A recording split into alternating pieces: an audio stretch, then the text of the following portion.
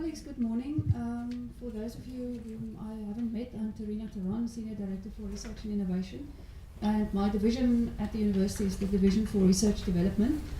The reason for this workshop is really that we have become increasingly aware of the absolute threat that predatory publishing poses to our research endeavor at the university.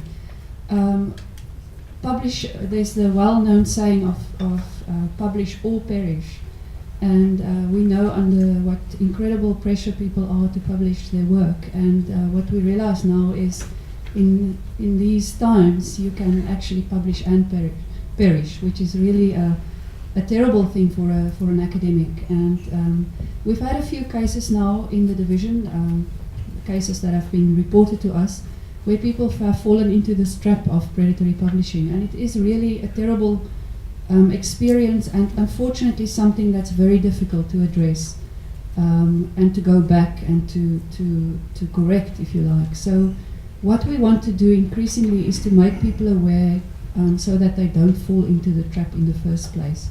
So this workshop is very much part of that awareness raising. What we also realize is that the predatory publishing world is a beast that grows new legs and arms monthly or weekly maybe. It's gone from predatory publishers to predatory conferences to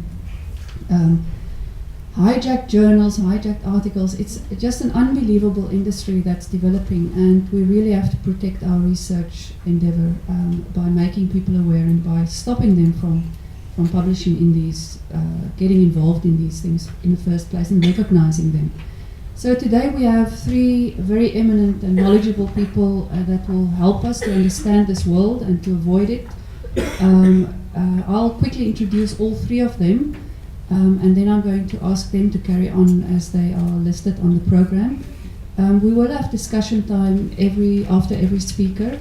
Mainly also because Professor Johan Matone will start and has to leave a bit earlier, so if we can have your questions and discussions on his topic before he has to leave. He will then be followed by Pierre de Villiers, and who will be followed by Andries van Aarde. We're really very, very grateful to these three gentlemen for their time today.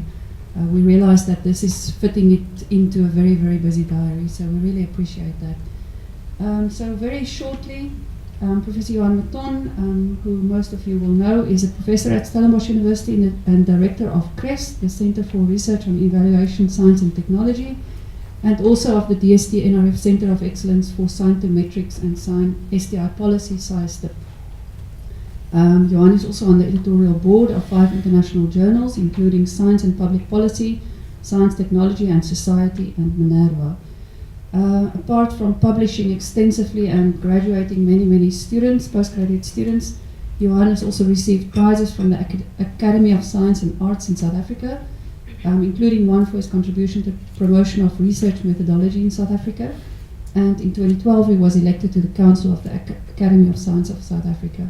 Johan's main research interests, are in the philosophy and the methodology of social sciences, higher education, knowledge production, sociology of science, scientometrics and science policy studies.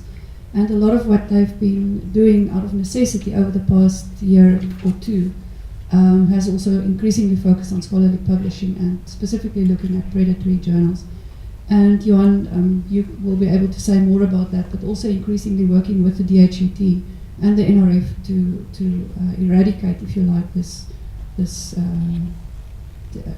the predatory publishing and try to avoid people being trapped in this. Pierre de Villiers, our second speaker, is the founder and managing director of AOSIS. That's an open access publishing company. And what we realize also, and we've just spoken about this outside, is you cannot speak anymore about open access publishing without bringing in the predatory publishing discussion as well. So AOSIS is a company specializing in open access publishing of scholarly journals and books, e-learning and online continuing professional development services to several professions. Pierre is also a fellow of the Colleges of Medicine of South Africa. We met at the medical faculty where he was a professor at the time, and he holds a doctorate in community health. He's currently the managing editor of the African Journal of Primary Healthcare and Family Medicine and the Journal of Insulin Resistance. Then last but not least, Professor Andries van Aarde is a post-emeritus professor in the Dean's Office at the Faculty of Theology at UP and served also in the research management world from 2000 to 2005. Was a senior research fellow in the Unit of Advancement of Scholarship at the University of Pretoria, and he is chief editor of AOSIS's Publishing Scholarly Books division. He's also a member of the Academy of Science of South Africa's Committee on Scholarly Publishing in South Africa, and also a member of the DHET Special Panel for the Evaluation of Books and Conference Proceedings. So this is a wealth of knowledge that we have today in this room. We have also arranged to record this session so that we can make it available to the broader academic community and the many people who couldn't be here this morning. So we're using the microphones consistently for that reason. We would like you to, for your questions, also to use the microphone, I imagine, Talien. So we will have somebody moving around. Just two very practical things about the workshop. There are some registration forms outside which we would like to ask you just to sign. And secondly, the bathrooms are through these doors to that side. Okay, so welcome and thank you again to our speakers. And without further ado then, I'm going to hand over to Johan to carry on. Stand here. Right. Good morning, ladies and gentlemen, and thank you for Tarina for the invitation and the kind words. I've known Pierre for some time. I've known Andries for a very long time. So you have three grey white males in front of you today. The only small consolation is that I still have more hair than the two of them combined. That tells you that life is slightly better in Stellenbosch than in the north, Andries. So, okay, I'm going to talk about predatory publishing, Biel and beyond. I don't know how many of the people in this room have either seen my previous presentation on campus or read the paper. I did not want to repeat that, so those of you who have seen that will be glad to know that I'm not going to repeat that presentation. Don't like doing that. But I also would assume that not everyone has done it, so there will be a little bit of 10% overlap between these presentations. I'm going to just start with the study that we've done for the Academy of Science, which really started our interest in this last year, and say a little bit about our paper, which has appeared in the SA Journal of Science 3 weeks ago.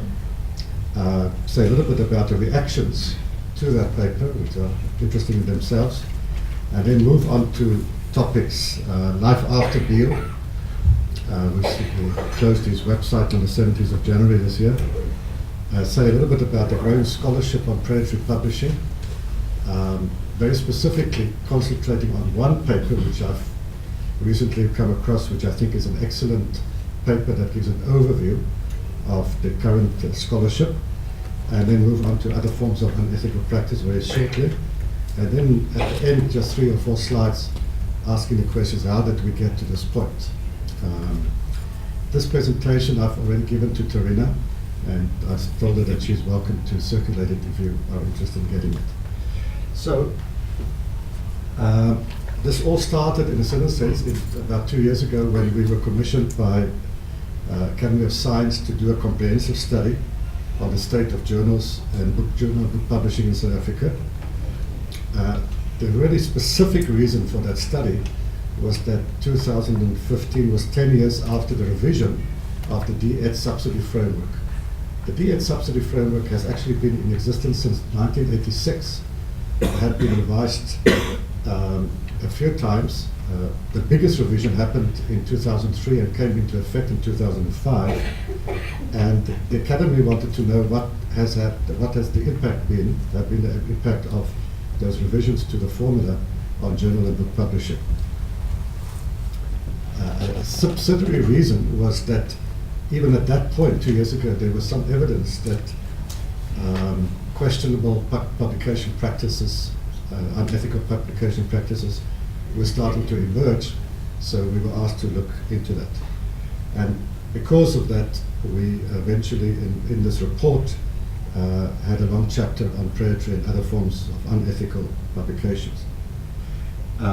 you may be interested to know that the final report of the study, which we submitted on the 17th of January, is expected to be released by ASAF by the end of September. And linked to that, CREST and our chair in science communication is organizing a 2-day seminar on scholarly publishing at the end of September.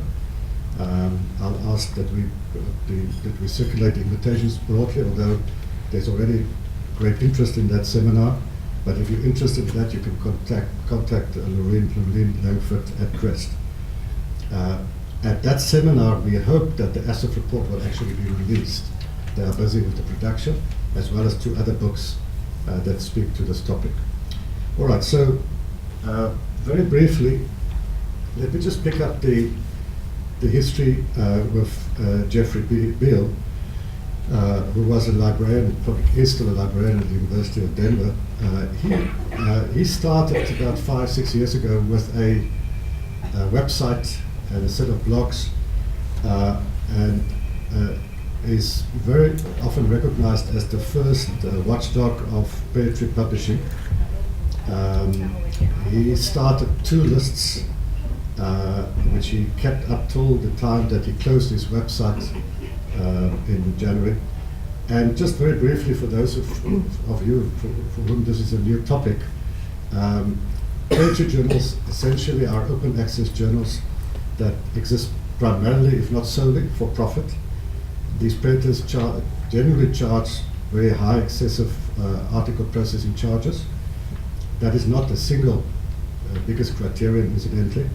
One of the main strategies is they spam researchers, inviting very often young and unsuspecting scholars to submit articles to their journals, then ask them to pay for it, and essentially don't engage in any form of peer review. So the big issue about poetry publishing is the lack of quality control, lack of proper peer review that goes with some other unscrupulous behavior. So I'm going to come back with a more systematic discussion of how to identify a poetry journal, just for those of you who have not come across this term thus far. So what Beal did was to set up 2 lists, a list of standalone poetry journals and a list of poetry publishers. Now, the list of poetry journals at the time that he closed his website numbered about 1,220. But in fact, the much more comprehensive list was a list of poetry publishers. And one of my staff members started counting the number of titles held under each of these publishing houses, and we stopped at 23,000. And we know that that has increased since. So let me just say, even if not every single one of those titles on these lists is a poetry journal, even if only half of them are real poetry, we're talking about thousands of journals. So the scale of this is huge, and I'll come back to that. Now, so in mid-January, just without any warning, Beal closed his website. He went kind of underground and only broke his silence about a month ago. And when you get these slides, you can look. He published a paper in a medical journal in which he gives some reasons for closing the website. And what is quite interesting is because we pretty much surmised that that's the case. He did it for 2 reasons. One is because of continuing threats from certain publishing houses, even threats against his life, because we're talking about big money, and a very strong pressure from his university, who were facing court cases against him. So it really got ugly, and he pretty much admits in the paper that it was not worthwhile continuing. So then people were concerned about what would happen with his list. Now that fortunately in the digital age is never a problem, so the list is now available, had been archived, and I'll show you later where you can still get the Beal's list, the one up to mid-January, and then what's happened since then. So moving on to the South African study, our study was very specifically aimed at trying to establish what is the current extent of poetry publishing. Our brief was to look at publications between 2005 and 2014. And we have a database called SA Knowledge Base in which we capture all South African authored papers by South African academics. So it's a unique database that gives us access to all of this information. working through this database, we identified 57 titles in which 4,245 papers appeared over this 10-year period. These 57 titles appeared on Beale's list of either journals or publishers.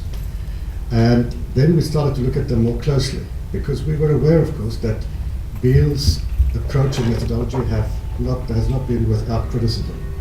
And over the years, people have questioned the inclusion of certain journals in his list.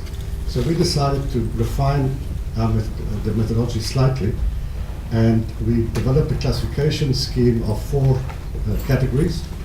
We looked at these 57 journals and said, which of these journals do we believe are actually not predatory?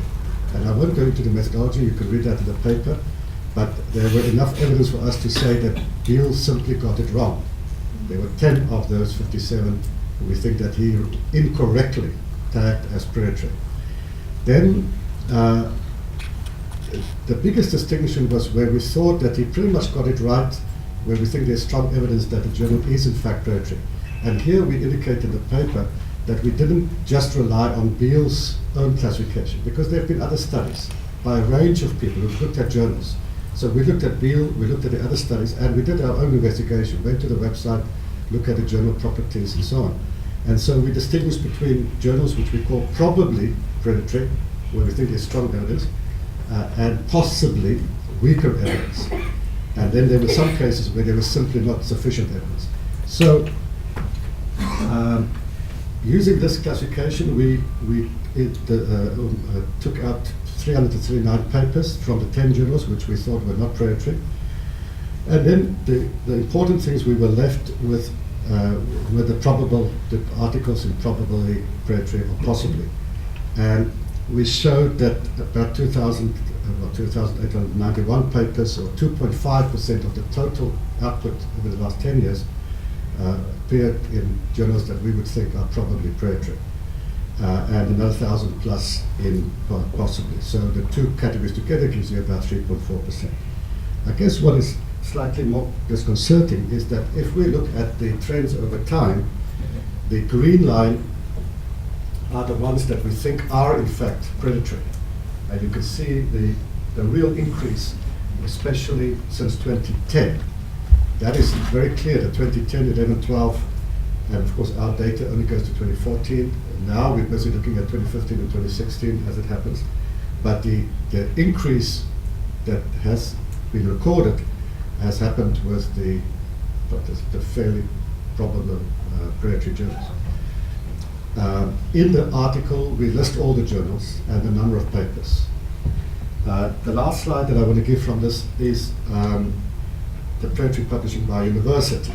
Now, this might be perhaps too small for you to read, but essentially what we found was an interesting pattern, perhaps not completely unexpectedly, and that is that the top research universities in the country, and these will include Stellenbosch, Wits UCT, KZN, oh yes, and Pretoria as well, that they have very lower percentages of predatory journals, and are very unfortunate for various reasons that we can discuss, that the universities that had the highest proportions of their articles, now remember these are articles that had been submitted to the Department of Education for subsidy. Yeah. We're not talking about any article, we're talking simply at this point because we only looked at articles that have been submitted for claims for subsidy, and that the university with the highest proportion, Fort Hare University, and then a number of the historically disadvantaged institutions. So the result has been that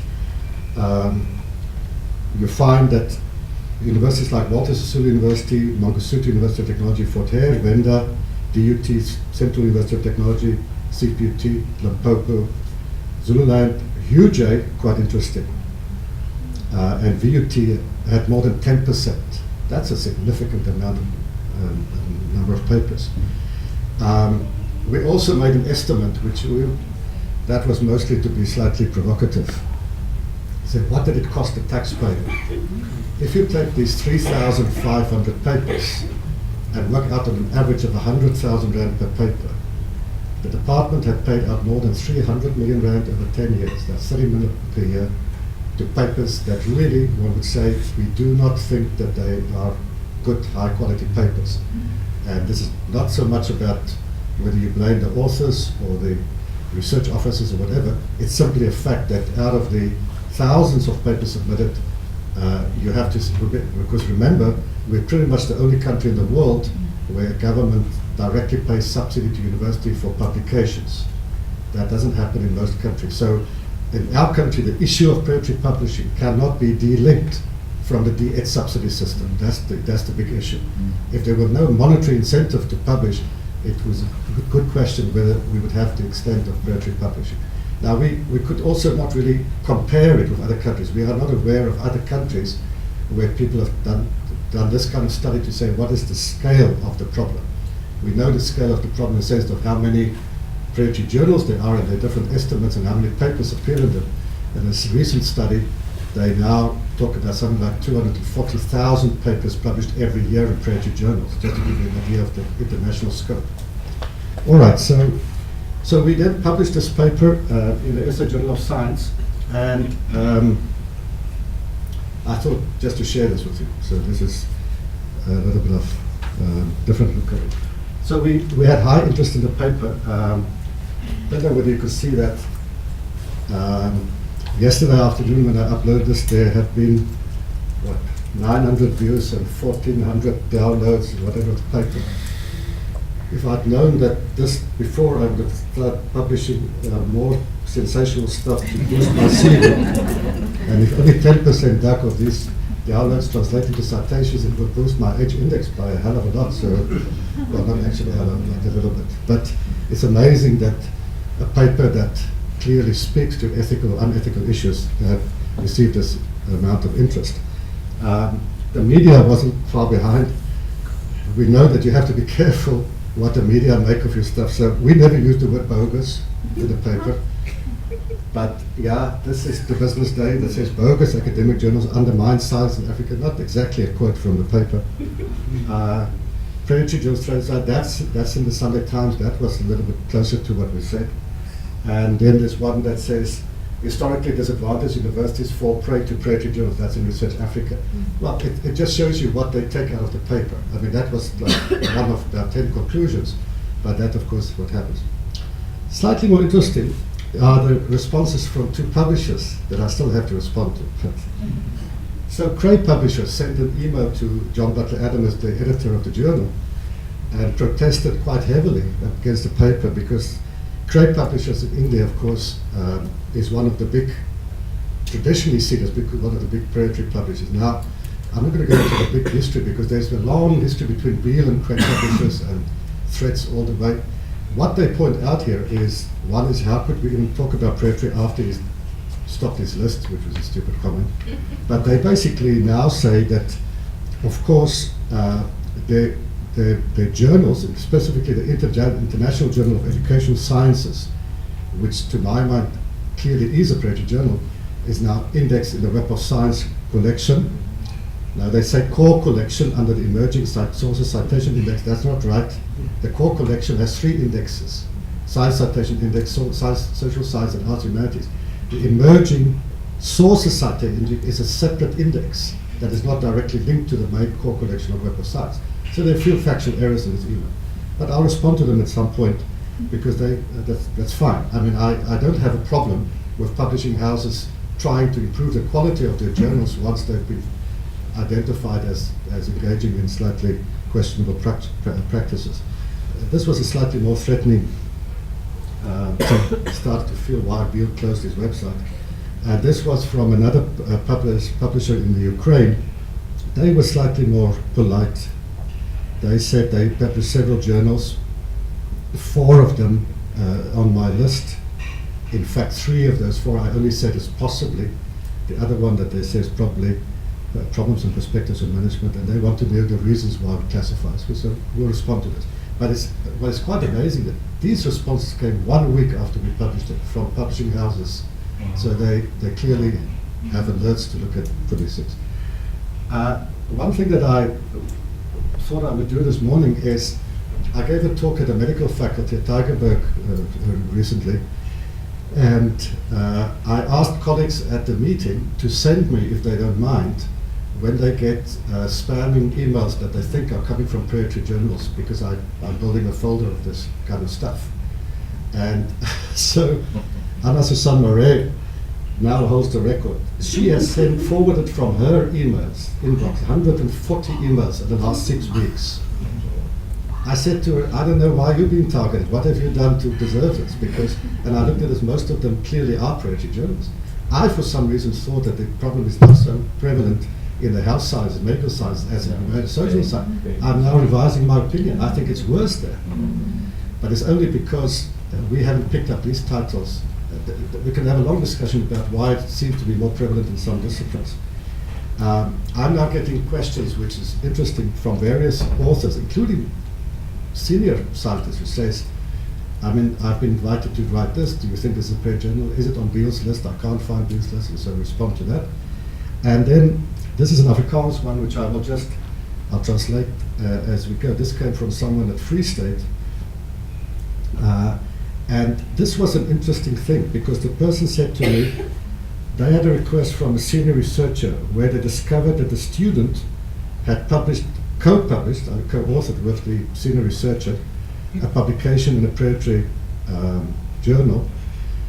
And then the question to me is it ethical of the senior researcher to put this or to not put this into the CV, his or her CV, because of future possible penalties? Now, I responded because it wasn't clear to me whether there were two questions in one here. One is, was the senior researcher informed by the student that the researcher's name was on the co-authorship? That's a separate issue.